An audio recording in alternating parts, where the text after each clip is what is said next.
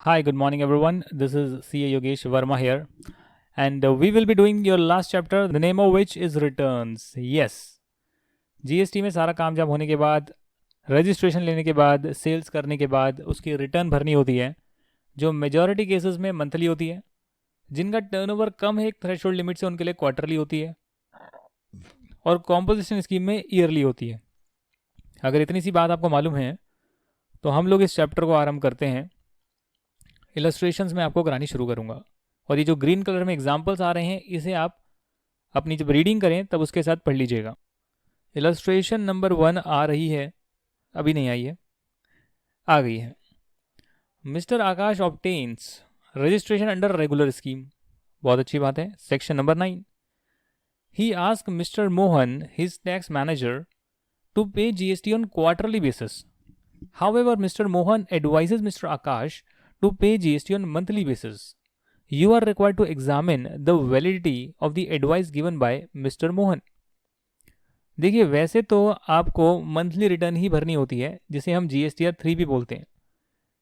मतलब GSTR 1 में आप आउटवर्ड सप्लाई की डिटेल डालते हैं इनवॉइस वाइज, उसके बाद ऑटोमेटिकली GSTR 2A जनरेट होती है, 2B जनरेट होती है, जिसमें सब लोगों ने अपनी आउटवर्ड सप्लाई भरी है। तो जिन जिन से आपने सर्विसेज ली है, गुड्स लिए हैं और उस पर जीएसटी पे करा है, वो ऑटोमेटिकली सिस्टम आपको दिखा देता है। और उसके बाद आप फाइनली 20 तारीख तक, हर महीने के अगले महीने की 20 तारीख तक जो भी पिछला महीना है उसकी रिटर्न आप दे देते हैं GSTR 3B, जिसमें समरी फॉर्म में आउटवर्ड माइनस इनवर्ड जो जीएसटी इनपुट टैक्स क्रेडिट मिलेगा इक्वल टू ये पैसा मुझे देना है, वो आप पे करते हैं। तो इस केस में अगर आप रेगुलर स्कीम में फॉल करते हैं तो वैसे तो आपको मंथली ही रिटर्न भरनी होती है। In respect of the person required to file GSTR 3B is linked with the due date of filing of such return.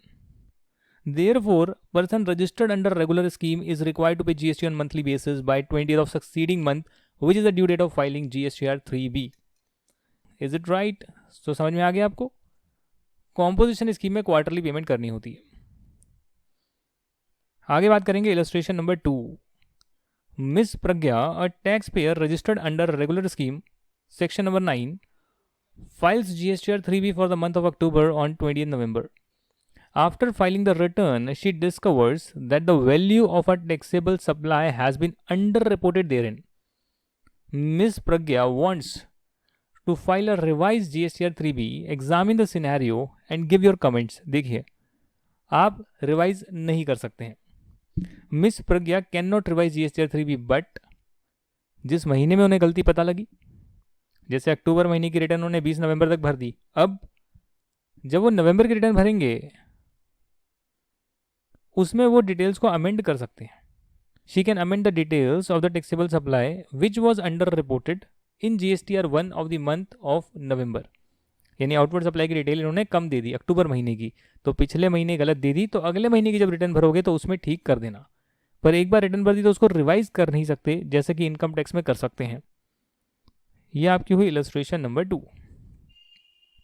इसके बाद आ गया लेट अस रिकैपिटुलेट, और यहाँ पर हम डिस्कशन करेंगे टेस्ट योर नॉलेज के बारे में, जिसमें 10 क्वेश्चन आ रहे हैं। जो भी हम क्वेश्चन आंसर्स कर रहे हैं उससे पहले आपको चैप्टर की थोरो अंडरस्टैंडिंग डेवलप करनी है, हमारे नोट्स को रिवाइज करना है, उसमें एक एक लाइन का और एक एक वर्ड का मीनिंग समझना है। क्योंकि अगर मैंने 770 पेजेस को 110 पेज में दिया है, 120 पेज में दिया है, दैट मीन्स कि मैंने उसको इतना प्रिसाइज करा है कि उसमें से आप कुछ भी मिस नहीं कर सकते, स्किप नहीं कर सकते, not even a single word. You have to be very precise कि अगर ये लाइन लिखी है तो इसका क्या मतलब है, हर अक्षर का उसको पूरा अंडरस्टैंड करना है और याद भी रखना है। अब यहाँ लिखते हैं mister X regular tax payer है, did not make any taxable supply during the month of July, is he required to file GSTR 3B? The answer is yes. भले ही आपका 0 हो पर उसके बाद भी आपको GSTR 3B भरनी होती है। हावेवर आप नील रिटर्न भर सकते हैं। नील जो है आप चाहे तो SMS के थ्रू भी भर सकते हैं। तो यहाँ पर मिस्टर एक्स जो है उन्हें GSTR 3B भरनी होगी, भले उन्होंने कोई भी सप्लाई ना करी हो। If a return has been filed, how can it be revised if some changes are required to be made? जैसा बताया, जब भी चेंजेस पता लगे तो जिस महीने पता लगे उस महीने की रिटर्न के साथ आप चेंजेस भर सकते हैं। अगर आंसर देखेंगे तो यहाँ पर डिटेल्ड आंसर लिखा है, जो मैंने एक लाइन में बताया वो तो आप लिख कर नहीं आएंगे, उसमें तो नंबर आपको नहीं मिलेंगे। तो जो लिखने का तरीका होगा उसमें आपको एक्सप्लेन करना होगा provision in GST since the returns are built from the details of individual transaction, there is no requirement of having a revised return. Any need to revise a return may arise due to the need to change a set of invoices or debit credit notes. Instead of revising the return already submitted, the system allows changing the details of those transactions, invoices या फिर debit credit note गलत submit हो गया, that are required to be amended, उसकी detail आप बाद में submit कर सकते हैं वही इनवॉइस नंबर डालकर। और कब कर सकते हैं? जब आपको पता लगा उस महीने की रिटर्न में कर सकते हैं। As per section number 39 sub section 9, omission और incorrect particulars discovered in the returns filed under section 39 can be rectified in the return to be filed for the month during which such omission or incorrect particulars are noticed. Any tax payable as a result thereon will be required to be paid along with the interest. अब मेरा एक outward था 1 लाख रुपए का, supply करा, उस पर 10,000 का जीएसटी बनता था, मैंने शो नहीं करा आउटवर्ड सप्लाई में, उस महीने की रिटर्न मैंने कम की भरी। जब मुझे पता लगा तो जिस भी महीने में उसको शो करूंगा वो 10,000 रुपीज़ का एक्स्ट्रा जीएसटी, उस पर इंटरेस्ट भी दूंगा। The rectification of error omission is carried out by entering appropriate particulars in the amendment tables contained in GSTR 1। तो GSTR 1 में नॉर्मल होता है, उसके बाद नीचे अमेंडमेंट का कॉलम होता है कि भैया अगर कुछ भूल चूक हो गई है आपसे पहले उसको आप करेक्ट कर लीजिए। ठीक है जी, तो ये आपका हो गया सेकंड। आगे बात करेंगे थर्ड की। मिस केवेनन enterprises a registered supplier of designer wedding dresses under regular scheme. Wedding dresses बनाती है ये, उनका एग्रीगेट टर्नओवर 30 लाख रुपीज़ है। In the preceding financial year it is of the view that in the current financial year it is permitted to file a statement of outward supply on a quarterly basis while its accountant advises it to file the same on monthly basis. You are required to advise Miss Kevinan Enterprise on the same. आपको क्या लगता है? देखिए, section number 37 बोलता है कि GSTR 1 आपको भरनी होती है 10 तारीख तक, GSTR 3 भी भरनी होती है आपको हर महीने की 20 तारीख तक।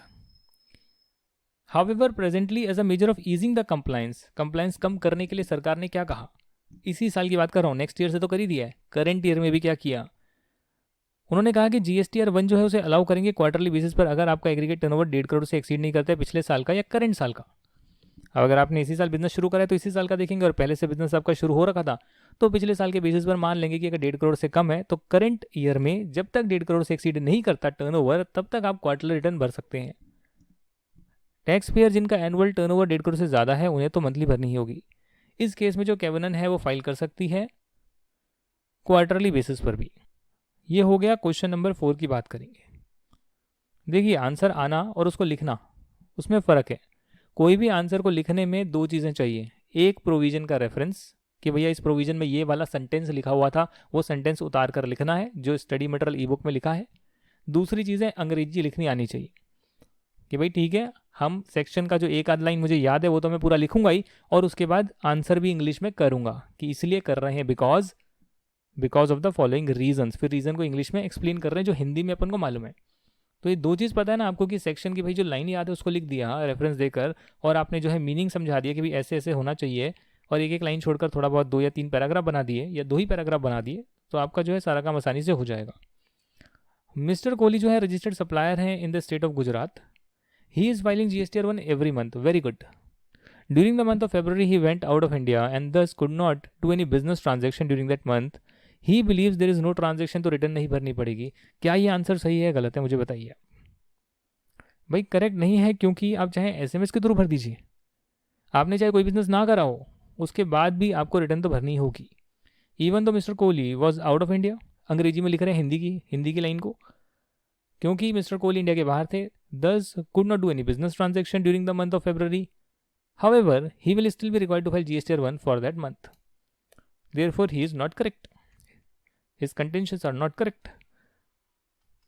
Question 5. Mr. Kaplesh, the registered dealer in Kerala, paying tax under the composition levy from 1st April.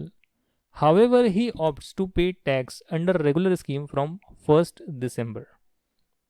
तो कॉम्पोजिशन स्कीम से आप रेगुलर में जाना चाहते हैं। Is he liable to file GSTR 4 for the month of November? बताइए भाई, आप 1 दिसंबर से तो रेगुलर में जा रहे हैं, नवंबर तक GSTR 4 भरनी होती है आपको, तो उसका भर देंगे ना GSTR 4, बट वो तो नेक्स्ट ईयर भरेंगे नहीं।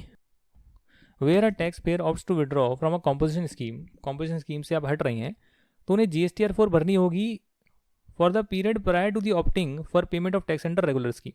तो रेगुलर स्कीम में आने से पहले वो कॉम्पोजिशन में थे, वहां तक के पीरियड का उन्हें GSTR 4 भरनी होगी। तो इस केस में कपलेश को GSTR 4 भरनी होगी अक्टूबर मंथ की, since he was paying tax under composition scheme during the month of October. है कि अक्टूबर में भी दे रहे थे क्या? However he opts for, is he liable to pay GSTR 4 for the month of November. तो भाई ये तो 1 दिसंबर से आ रहे हैं नॉर्मल स्कीम में, तो क्वार्टर है अप्रैल मई जून जुलाई अगस्त सितंबर अक्टूबर नवंबर, तो नवंबर तक आ गया ना, फिर तो नवंबर तक देना होगा। यहाँ लिखा हुआ है therefore in the given case mister Kaplesh is liable to file GSTR 4 for the month of October since he was paying tax under composition scheme during the month of October. But नवंबर में भी तो देने होगी, नवंबर की जगह अक्टूबर लिख दिया, अक्टूबर का तो कहीं जिक्र ही नहीं किया हुआ। 1 दिसंबर से आप रेगुलर स्कीम में आए हैं, तो इसको ज़रा देख लीजिएगा। Mrs Zarina a registered dealer Rajasthan में है, did not file GSTR 3B for the month of June but she wants to file GSTR 3B for the month of July. ये एक बहुत इंपॉर्टेंट सवाल है, जब तक आप पुरानी रिटर्न नहीं भरते आप नई रिटर्न नहीं भर सकते। ये कहाँ लिखा हुआ है? सेक्शन नंबर 39 सब सेक्शन 10 में लिखा है, a registered person is not allowed to furnish a return for a tax period if the return for any of the previous tax periods has not been furnished by him. Therefore, in the given case, Mrs. Zarina cannot file GSTR 3B for July if she has not filed GSTR 3B for the previous month, that is June. आगे है 7th point. X has not made any outward supply during the month of September. ठीक है जी, X ने कोई भी outward supply नहीं करी है. However, X has procured certain input during the month. X is of the opinion that he can file nil GSTR 3B for the month of September through SMS. मतलब उन्होंने supply outward नहीं करी but invert करी है और नील return भरना चाहते हैं। मुझे बताइए, नील GSTR 3B का मतलब है कि कोई भी एंट्री में कोई भी कॉलम में कोई एंट्री नहीं होगी। इस केस में उन्होंने इनपुट तो लिया है, तो नील रिटर्न कैसे भर सकते हैं जी? ये नहीं भर सकते SMS के थ्रू नील रिटर्न। इनपुट तो शो करना पड़ेगा ना टेबल में। नील का मतलब कुछ नहीं, जीरो, सब कुछ जीरो है, सारे कॉलम जीरो है। A is a chartered accountant in practice, is registered under GST on a query regarding return filing process by a potential client. A has represented him as a GST practitioner. A is of the view that since he is a qualified chartered accountant with a GST registration in the name of his proprietorship firm, he also qualifies GST practitioner. The answer is no. इस case में क्या है, अगर chartered accountant एक है तो chartered accountant GST practitioner बन तो सकते हैं, यहाँ लिखा हुआ है। हाउएवर, सिर्फ सर्टिफिकेट ऑफ प्रैक्टिस होने से और GST का रजिस्ट्रेशन नंबर होने से वो GST प्रैक्टिशनर नहीं बन जाते। GST प्रैक्टिशनर बनने के लिए उन्हें एक एग्जाम क्लियर करना पड़ेगा, अपने आप को एनरोल कराना पड़ेगा, and only upon approval of such enrolment can a chartered accountant represent himself as GST practitioner. तो ये गलत हो गया स्टेटमेंट, वो गलत सोच रहे हैं, ऐसा नहीं हो सकता। उन्हें पहले GST प्रैक्टिशनर का एग्जाम देना पड़ेगा। क्विक टैक्स एक रिटर्न फाइलिंग जो है सर्विस प्रोवाइड करता है, has asked its client to provide the scanned copy of the tax invoices issued to B2B customers for uploading on the GST portal and filing the return, whether the process followed by Quick Tax is correct. B2B तो B2C नहीं जाएगा क्या? आप मुझे बताइए, अगर आपने customer को सेल करी है तो वो नहीं जाएगा क्या? The process followed is not correct. The registered persons supplying goods or services to B2B customers are required to upload invoice-wise details of supplies made during the tax period. However, there is no requirement to upload the scanned copies of the invoices issued to the customers on the GST portal at the time of filing of returns. What does it mean? आपने invoice issue करा तो हो गया invoice की copy, दूसरा हो गया invoice की डिटेल। तो इन्वॉइस की डिटेल देना जरूरी है बट इन्वॉइस की कॉपी अटैच करना जरूरी नहीं है, ठीक है ना। इसमें जो इन्फॉर्मेशन है भाई, कौन सा प्रोडक्ट किस दिन को सप्लाई करा, किस बंदे को सप्लाई करा, वो डिटेल जाएगी, एक्सेल फॉर्मेट में जा सकती है डिटेल, पर ये इन्वॉइस जो है स्कैन्ड कॉपी है उसको अटैच करने की जरूरत नहीं है। Only information required as per GST return is to be captured in the return filing utility and the same is to be uploaded on the GST portal and not the scanned copies of the actual invoices. Actual invoice upload करने की जरूरत नहीं है।